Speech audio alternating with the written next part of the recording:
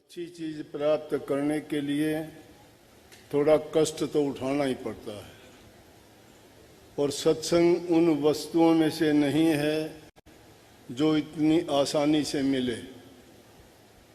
ये भी मालिक की तरफ से संयम को जांचने के लिए एक परीक्षा का रूप ही प्रेमियों से पेश करके परखना चाहते हैं कि कितना उनमें बर्दाश्त करने का मादा है, कितना उनको प्रभु भक्ति से प्रेम है। इसलिए सत्संग में जब भी आते हैं तो हम सत्संग लाभ के लिए ही आना चाहिए। ये कोई मेला नहीं, दुनियादारी के और मेले खेल तमाशे बहुत हैं देखने के लिए, लेकिन यहाँ वो चीज नहीं मिलती। यहाँ तो जो अध्यात्म के खोजी हैं, अपने जीव का कल्याण चाहते हैं, जीवन का सुधार चाहते हैं और इस काल और माया की दुनिया से सदा के लिए मुक्त होना चाहते हैं, उनके लिए सत्संग है। अगर सत्संग में आके भी जो इंसान 2 घड़ी शांति से बैठ के सत्संग लाभ नहीं ले सकता तो आगे चल के वो क्या करेगा। अभी की बात बताऊं, एक प्रेमी था, भोला भाला, भगत भोले ही होते हैं। बहुत प्रेम से आके सामने बैठा, बोला जी दर्शन हो गए मेरे, लेकिन एक बात होगी कि जब मैं भजन में बैठता हूं ना, शरीर में दर्द बहुत होता है। मैं कहने लगा बिना कष्ट के, बिना शरीर के कष्ट के कोई चीज किसी को मिलती है क्या? दुनियादारी के पदार्थ भी अगर आप प्राप्त करना चाहते हो तो उसके लिए भी आपको मेहनत करनी पड़ती है। मेहनत करने में आपको कष्ट भी होगा, बर्दाश्त भी करना पड़ेगा वो कष्ट, दुख, दर्द, पीड़ा जो भी होगी। अब ये छोटी सी गर्मी क्या मायने रखती है? आपकी कोई सजा थोड़ी हुई है कि आपने कोई पाप जुल्म थोड़ा किया है, आपको किसी ने मजबूर करके थोड़ा बैठाया है यहाँ पे। आप अपनी मर्जी से अपने लाभ के लिए, अपने कल्याण के लिए, अपने हित के लिए, अपने पाप कर्मों को धोने के लिए, अपनी बुराइयों को त्यागने के लिए यहां बैठे हो। आपका स्वयं का अनुशासन आपको बैठाए हुए है।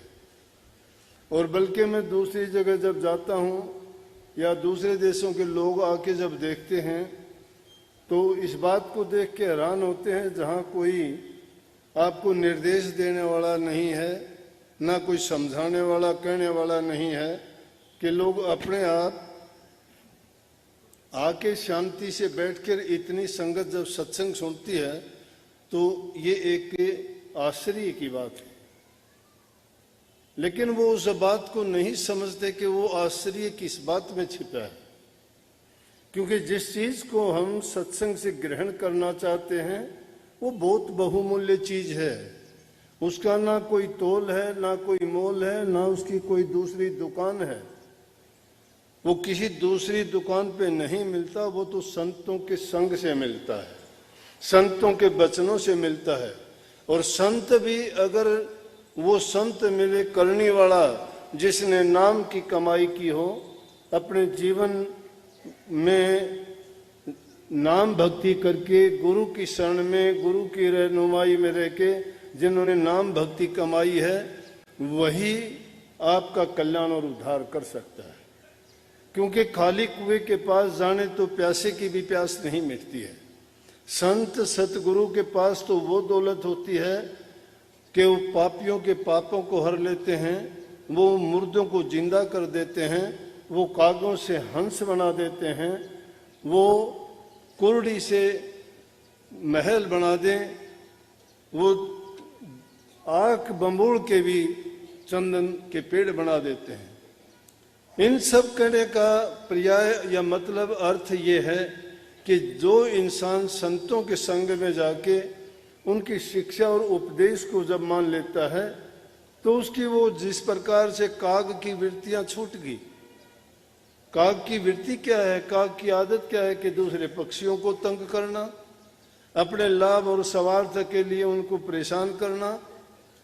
लेकिन जब गुरु की शरण जब मिलती है, ऐसे लोग, उनकी तुलना काग से इसलिए की गई कि कुछ लोग हमारे बीच में ऐसे होते हैं जिनको वो गलत आदत होती है, चाहे उनका वो प्रारब्ध कर्म है, चाहे इस जन्म में उन्होंने उन कामों को सीख लिया है गंदी आदत के कारण, या किसी बुरी संगति के कारण, या उन्होंने अपने कर्म से ही अज्ञान के कारण ऐसे कर्म किए हैं, तो वो उन आदतों को अपने जीवन में प्रयोग करते हैं और उससे दूसरों को पीड़ा होती है।